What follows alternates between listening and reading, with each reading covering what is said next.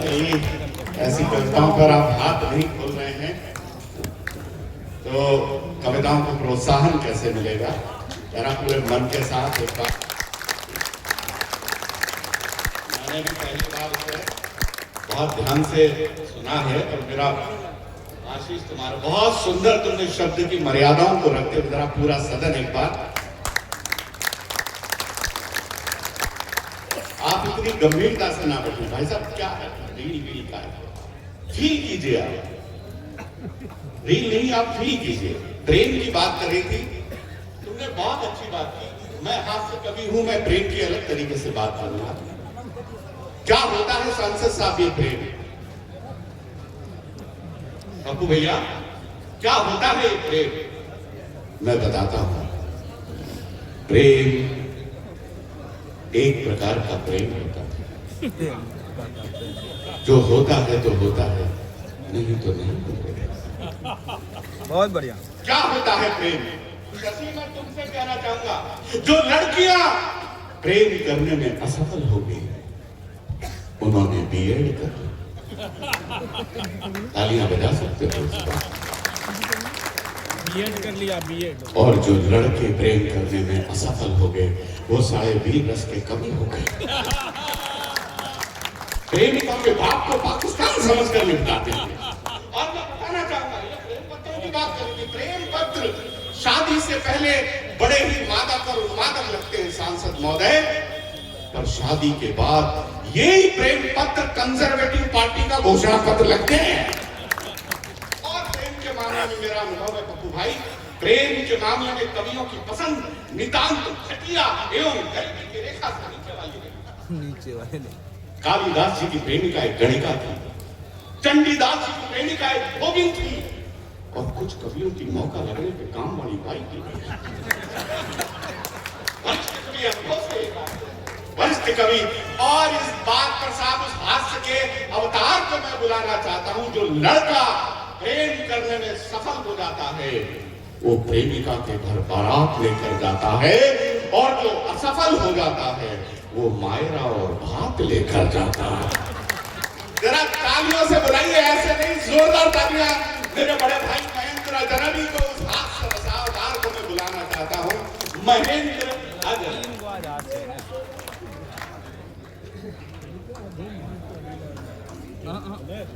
कई बार 5-6 बार तो हम ही देखते हैं। आप सभी को प्रणाम करता हूँ, मंच पर उपस्थित अपने सभी कवि मित्रों को प्रणाम करता हूँ, माँ सरस्वती को प्रणाम करता हूँ।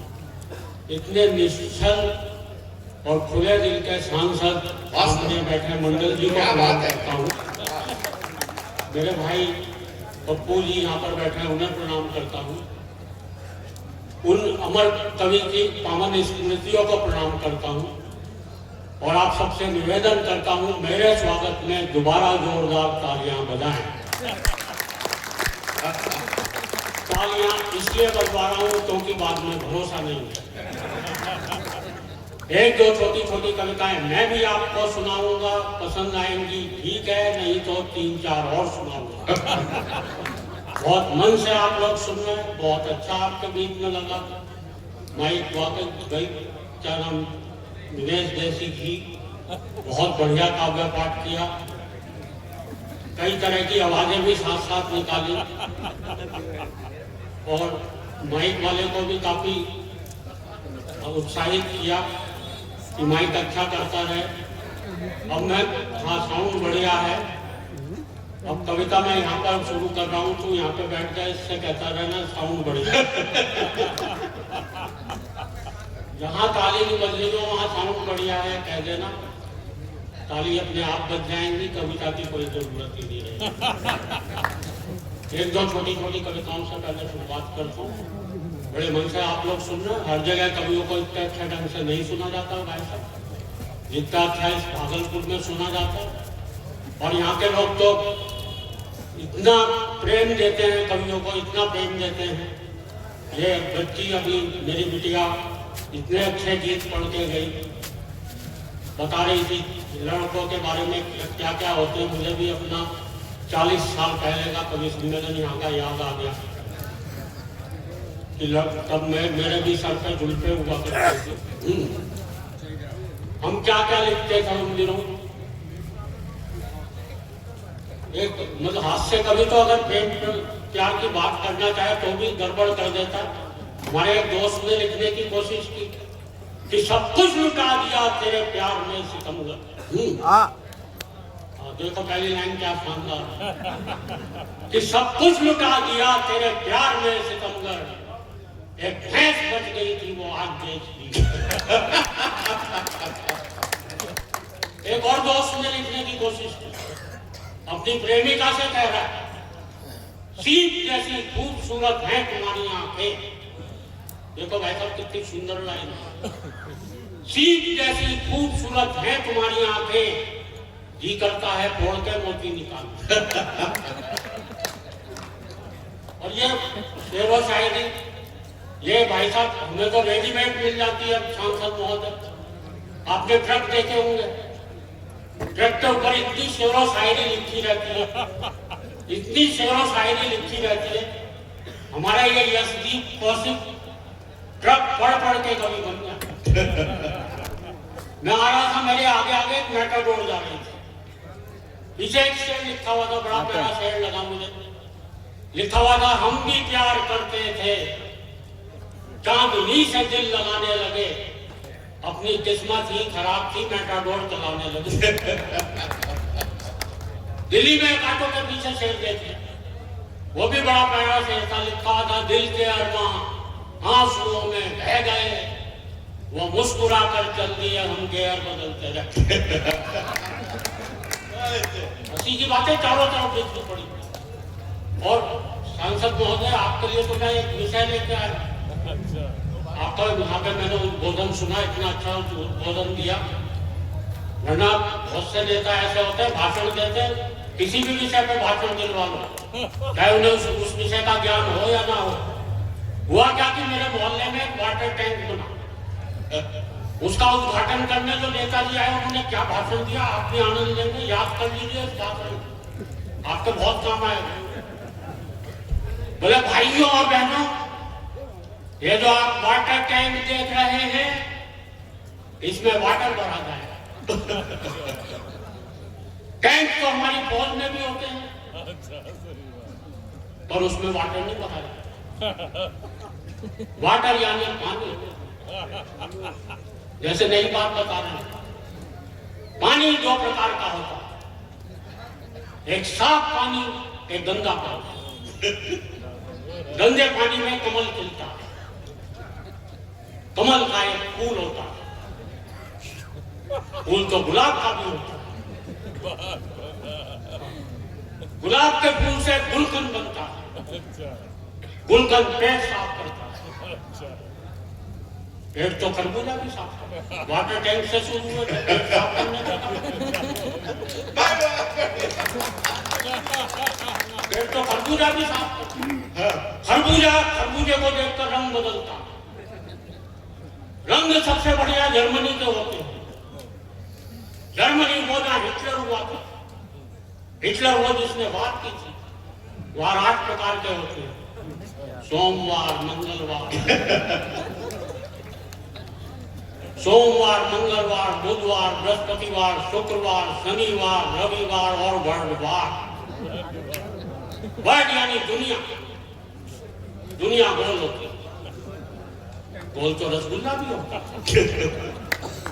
रसगुल्ला खाने से प्यास लगती है, प्यास को पानी भी जाता है, पानी को अंग्रेजी में वाटर कहते हैं, उसी के लिए वाटर कहते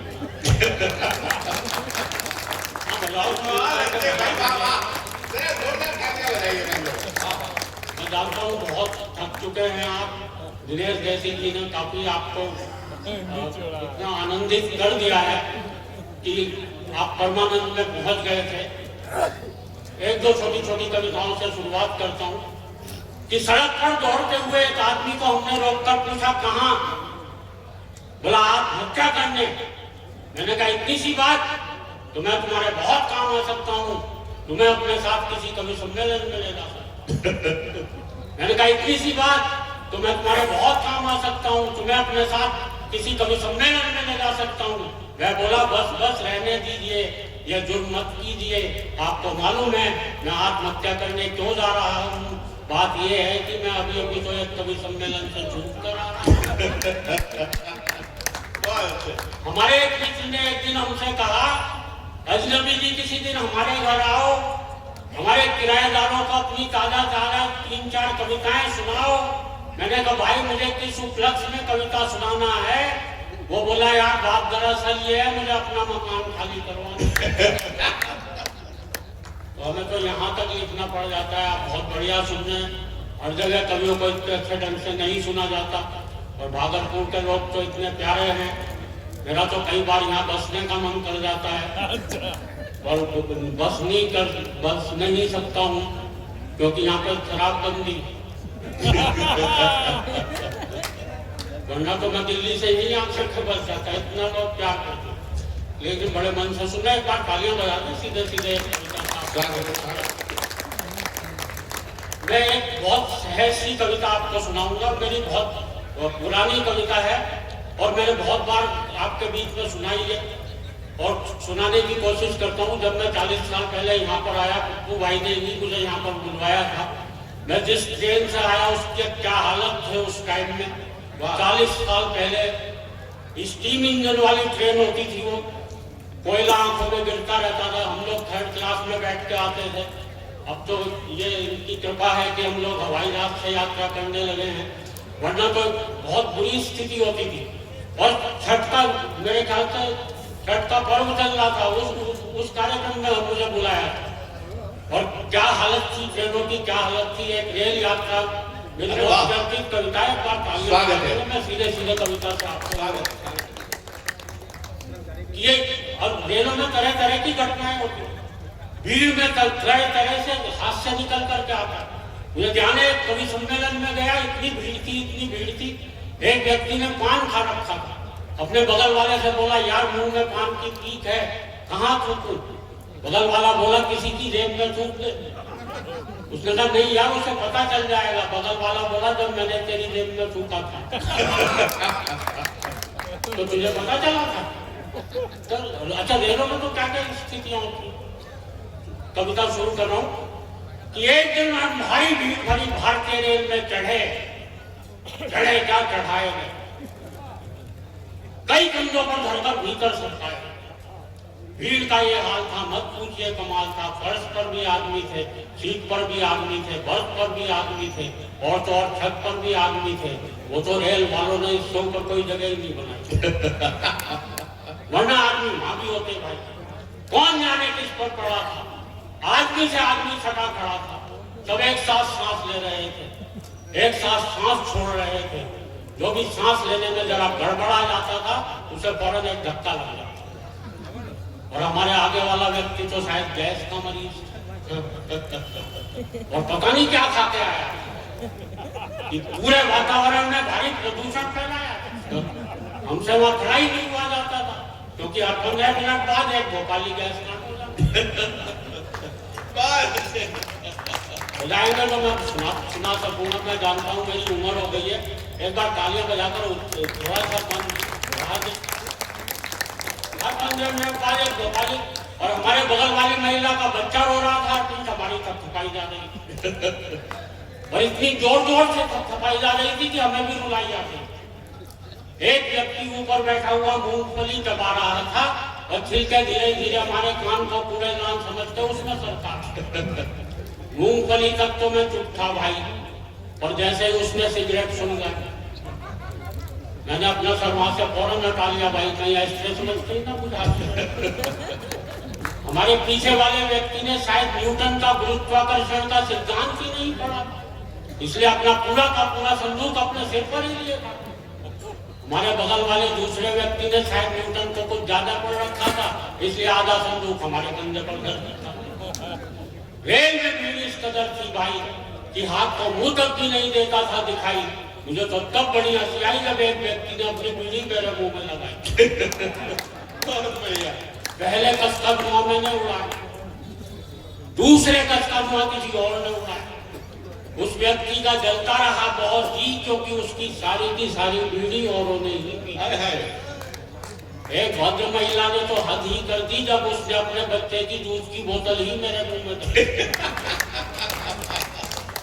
एक व्यक्ति ऊपर सामान रखने की जगह पर ही सो रहा था, राम जाने कैसे सपनों में खो रहा था, और 2-4 मिनट बाद अपना हाथ नीचे गिरा देता था और बड़े प्यार से हमारे गंदे सिर पर गिरा देता।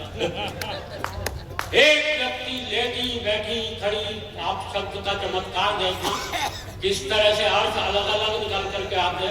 एक व्यक्ति लेटी बैठी खड़ी, आड़ी तिरछी पड़ी, समस्त मानवीय बाधाओं को बड़ी वीरता से पार करता हुआ आ रहा था, क्योंकि उसे आ रहा था पर वो जा नहीं पा रहा था, क्योंकि वहां कोई और जा रहा था। हमारे बगल वाली महिला का बच्चा भी रो रहा था, हमारी पीठ भी थपथपाई जा रही थी, और तो और वो साथ साथ लोरी भी गा रही थी, सो जा मोहन प्यारे सो जा। इतनी पिटाई के बाद मैंने खुद को ही मोहन समझा, मैं खड़े खड़े ही सो गया। जब मेरी आंख खुली तो एक व्यक्ति ने मुझसे कहा, भाई साहब आज तो ट्रेन हवा से बातें कर रही है। मैंने कहा क्यों मजाक करते हो भाई, ट्रेन तो बड़ी धीरे धीरे चल रही है। मैं बोला आज हवा भी तो बिल्कुल नहीं चल रही। एक जगह ट्रेन ने 4 घंटे का समय गुजार डाला तो एक नए दूल्हे से बर्दाश्त नहीं हुआ वो गड़बड़ घोटाला। फौरन जाकर ड्राइवर से बोला, भाई साहब अगर आप गाड़ी इसी तरह से चलाते जाएंगे तो हम तो मारे जाएंगे, हम तो अपने स्टेशन पर अपनी दुल्हन और शायद एक आध बच्चे समेत नहीं उतर पाएंगे। एक व्यक्ति बोला, भाई साहब मेरे मामा के फूफा जी ने मुझे कल ही एक कंपनी में नौकरी दिलवाई है, वो परसों मुझे आगरा में ज्वाइन करवाएंगे। दूल्हा बीच में चिढ़कर बोला, वहां तो आप रिटायरमेंट के टाइम भी पहुंच पाए। और उस ट्रेन से लेट होने की बात आपको क्या क्या बतलाएं, क्या क्या समझाएं। हम ऐसी ही एक ट्रेन से उतरकर सीधे यहाँ आए हुए हैं, और आपको विश्वास मानिए हम आपके पिछले साल वाले कार्यक्रम से बुलवाए हुए हैं।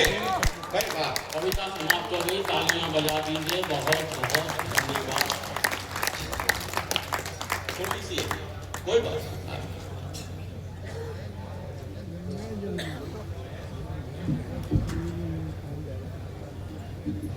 आप आ जाइए,